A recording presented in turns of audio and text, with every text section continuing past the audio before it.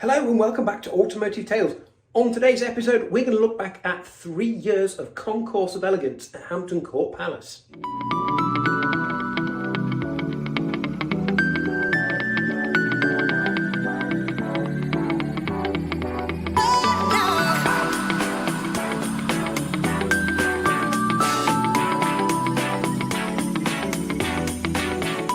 So, in 2020, we were lucky enough to win some tickets through Octane magazine to go to this incredibly exclusive event. And we fell in love with it, so we've been going every year since. And we are not far away from the 2023 running of Concours of Elegance. So, in preparation for that, I wanted to look back at all the amazing things we have seen at this event at Hampton Court Palace. So join me and we're going to look back at the last 3 years of incredible motor vehicles at Hampton Court Palace. And the occasional steam vehicle too.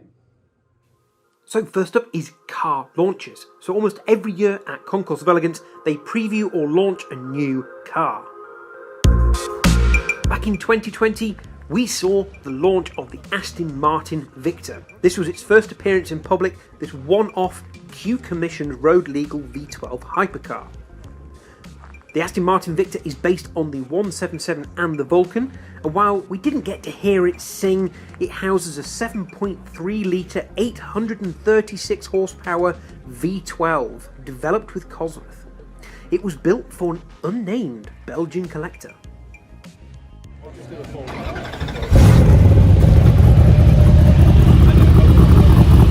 In 2021, we saw the relaunch of the completed Aston Martin Bulldog. So this one-off concept was built in 1979, and while seen a number of times in a green livery after being sold to a collector in 1984, this was the first time it had been seen after a full nut and bolt restoration, putting it back to its original 1979 specification. Shortly after on display here at Concours of Elegance, it went on to be tested to its original promised 200 miles an hour.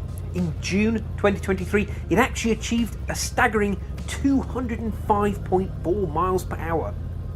Right, I'm going to leave you now to enjoy the 5.3 litre twin turbocharged V8 burbling away.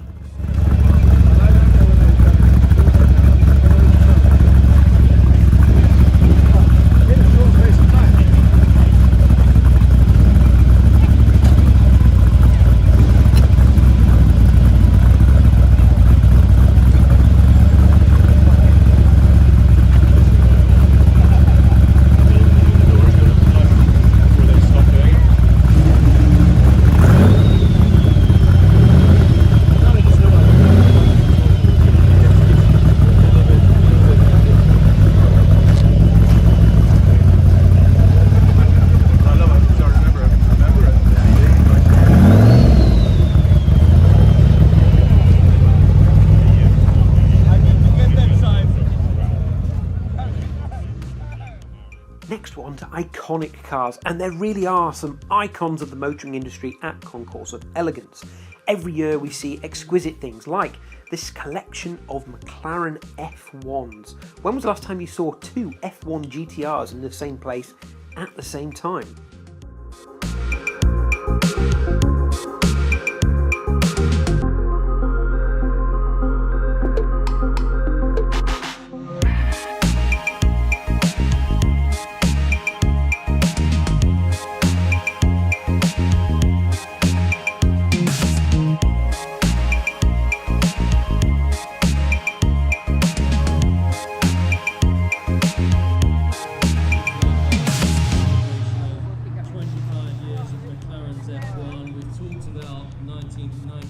Victory at that great race, and now we have a 1996 McLaren F1 GTR chassis 016. So McLaren continued with their racing exploits into the 1996 season, but racing moves very quickly, as we know, and some modifications were made to make the GTR even finer. They lowered the front suspension, they gave it a deeper front spoiler and a larger rear wing. They uprated the gearbox and housed it in a lightweight magnesium casing. And the car, and presumably the drivers, went on a diet too. And these changes made the 96 F1 GTR the fastest of the of the GTR cars, of all of the GTRs, hitting 205 miles per hour on the Mulsanne straight at Le Mans. 016 was Team Bugatti's car for the 1996 season in its eye-catching Fina livery. It finished in 11th place overall at Le Mans 24 hours in 1996, piloted by Steve Soper, Jacques Lafitte and Marc Duez. It's now been converted again for road use by Paul Lantanti, and what a lot of fun that would be. So thank you, Tom. Thank you, McLaren, for bringing the car. Great to have him with us to celebrate the 25 years since the F1 Le Mans victory.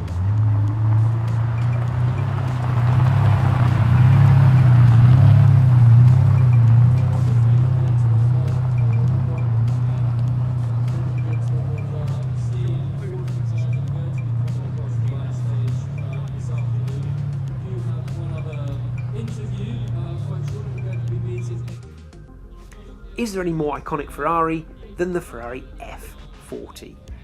What a thing.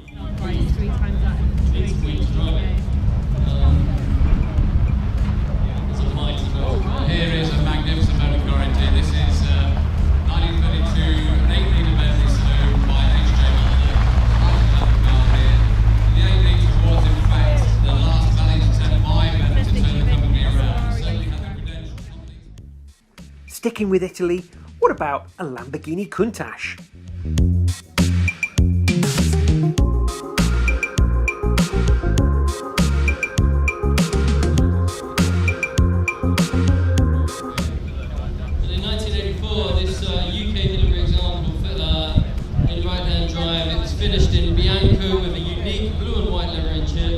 As chosen by the first owner, a well-known Manchester hairdresser. I wouldn't call that a hairdresser's car.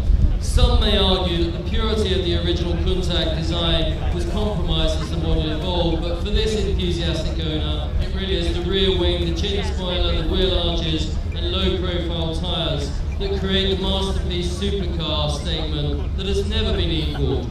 It's a car more alive than any I have driven. This is a quote from the owner. It's a car more alive than any I have driven or owned. It makes people smile.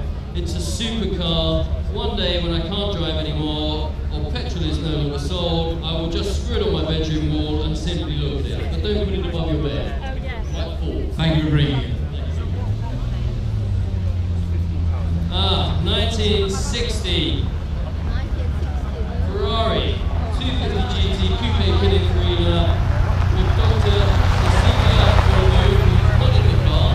But anyway, we are going to have to say a few words about the car. It's also known as Lupo. All of City's cars have a name. While we're talking exotic, how about a Bugatti EB110?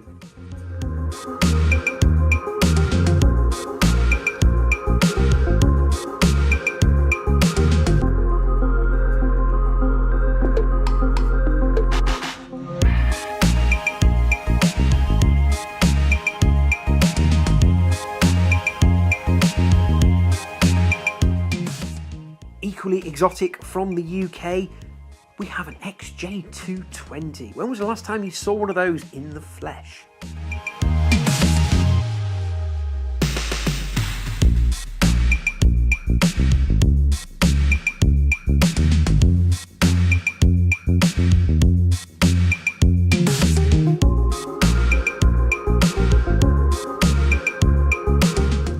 Here we can see the infamous AX201, the Silver Ghost, built in 1907, and it proved itself with a 15,000 mile journey without single fault or failure.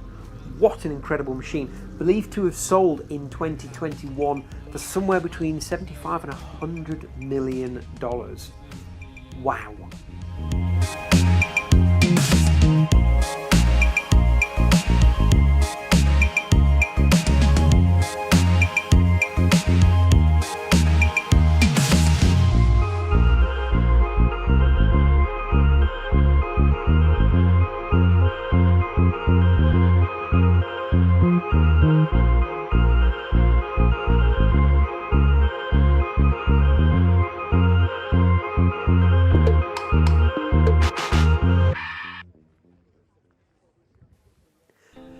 While we're bordering on race car here, anybody that's interested in Porsche, Le Mans motorsport will recognise this iconic shape straight away, the Porsche 917.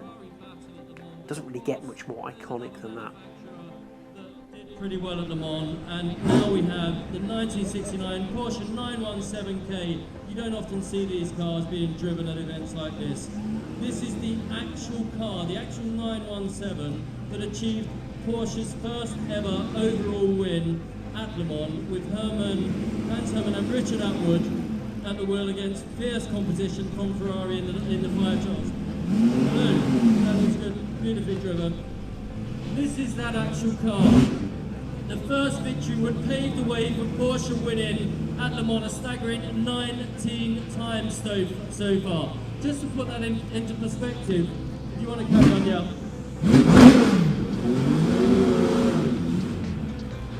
I'm not sure I need to describe this, Richard. I think it does it for itself. But no, Porsche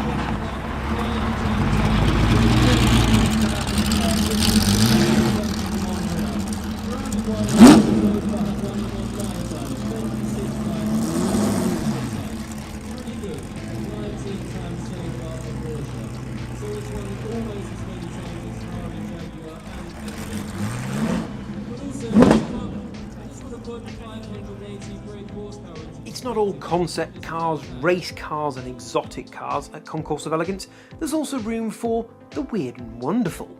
So enjoy this strange selection of extraordinary vehicles we've seen in the grounds of Hampton Court Palace. While this little Land Rover might look out of place in amongst all these exotic cars, it really is an extraordinary vehicle. This is Land Rover number 1. The very first production Land Rover. Very carefully restored so as not to lose its patina. What a beautiful thing.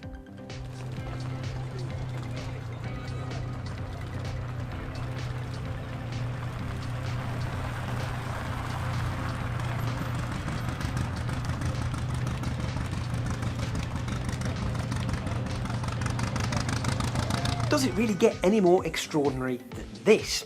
This is a Leyat Helica built in 1921 by Frenchman Marcel Leyat, who built a total of 30.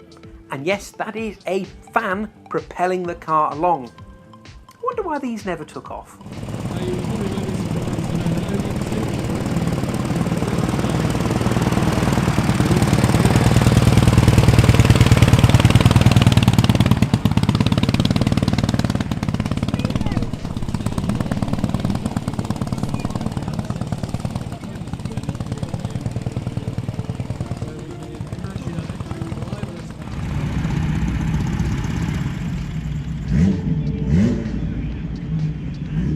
Okay, that's all for this episode of Automotive Tales. Check back next time as we're going to do iconic race cars of Concours of Elegance.